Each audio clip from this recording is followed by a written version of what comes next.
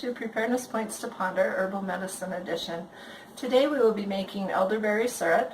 We use it for respiratory ailments. It has antiviral and anti-herbal properties. We use it to treat colds, flu, and it helps with our allergies as well. In today's recipe we will be using 2 cups whole organic elderberries. You can see that we purchased those from natural grocers. We will be using 10.5 cups of tap water because we have a well, we're not on city water. We use 6 tablespoons dried ginger root, also bought from natural grocers, 3 teaspoons cinnamon. These cinnamon chips were bought from Mountain Rose Herbs. You can find those online. And we also have 1.5 teaspoon whole cloves, also bought at natural grocers.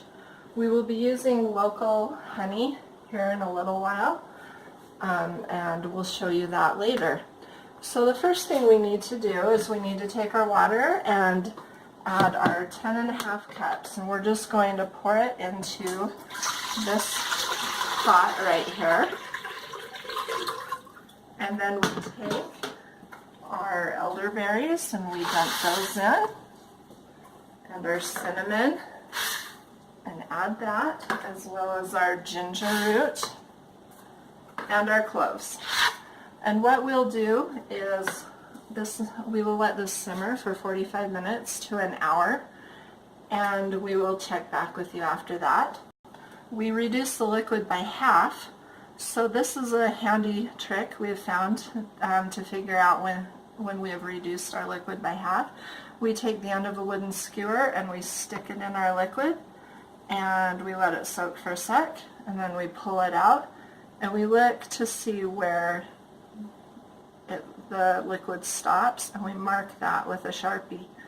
And then every so often we'll come back and we'll put that skewer back in the liquid, and we'll be able to see the line go down.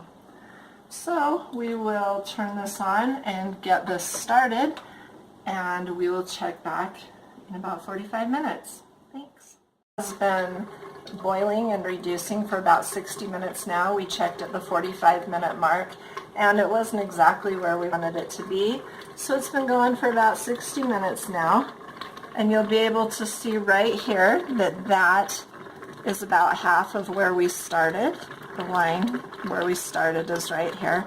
So what we do now is we shut it off, and we come over here and we get ready to strain it. Now this recipe calls for 3 cups of honey, and I have used local raw unfiltered honey that I just bought out of a local grocery store. Raw unfiltered local honey is the best for helping with local allergies, so we really like to use that.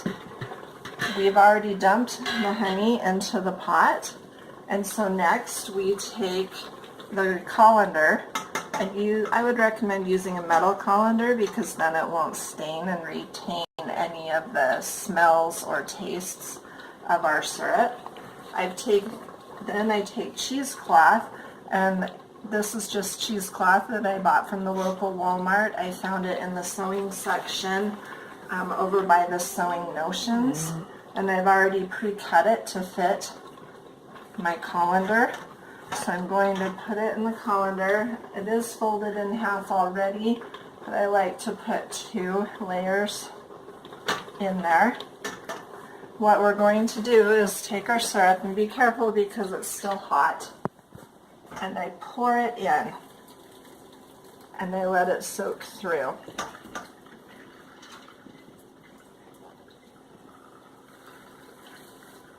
And get out as much as you can. You can hear it trickling through there. I like to take a measuring cup and just kind of push the liquid through. You can also take a big spoon if that works better.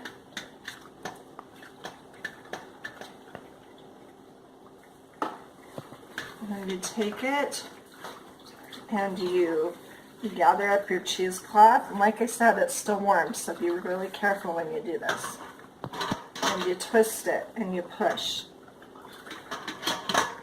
And you can push the liquid out of your original ingredients.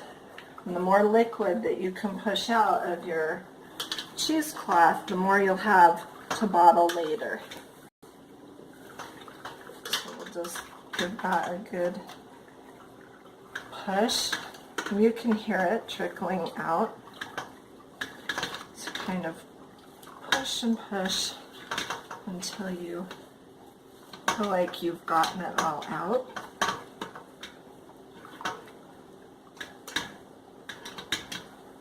Okay, I think that's probably pretty good. We'll set this over on a paper plate. See, messy. Rinse off real quick. Next thing we want to do is move this out of the way. We want to bring over a bottle. And I just use canning jars because I have plenty of those. And take a wide mouth funnel, and then you grab your cup measure again, and you'll see that you might want to give it a stir. It should have melted the honey as you dumped the syrup in there.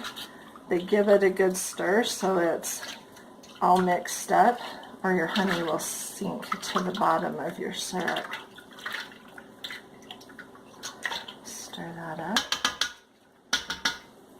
And then you just take your cup measure and you start to bottle your syrup. I labeled these mason jars with little computer labels. I just wrote elderberry syrup on it and today's date, the day that I made it. Just under 1.5 quarts. And the average dosage for this syrup is 1/2 teaspoon for children and 1 tablespoon for adults. This can be given every hour if needed. However, there are days where in the morning before I head out, I will take 4 teaspoons or measuring cup, or a medicine cup, which comes to about 2 tablespoons, and then I'll sometimes do it again at night. But the recommended dosage is 1/2 teaspoon for children, 1 tablespoon for adults, every hour if needed. This is where I need to say that I am not a doctor. For legality reasons, I cannot prescribe. I cannot make any medical claims for this syrup. This video is for informational and educational purposes only. And I want to thank you for joining us, and I hope you have a good day.